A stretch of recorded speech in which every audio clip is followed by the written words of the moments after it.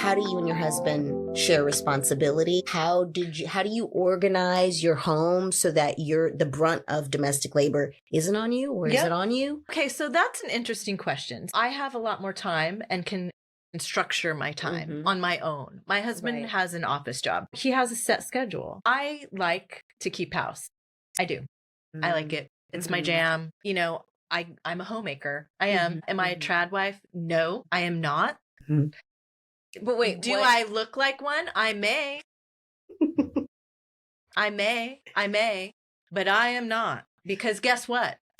I chose. Like, I'm choosing this, right? Like, I spent 20 years in corporate America.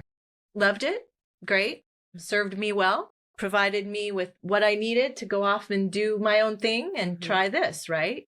I think throughout our lives, we each have roles to play in a family. Yeah, that makes sense. And you have to talk about that, and you all have to be on board with that, so nobody starts to feel, and if you do start to feel like you're being taken advantage of, or like too much of whatever burden is on you or your partner, then that has to be addressed. For us right now, my husband is out of the home a lot. Right. And so I am there, you know?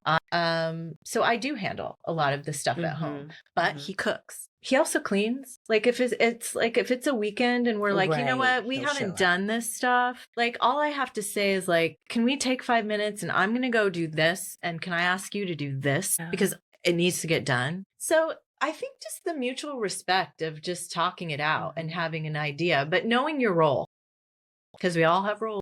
Yeah. If you enjoyed what you were listening to, please check out my book, What Stays and What Goes. All right. Until next time.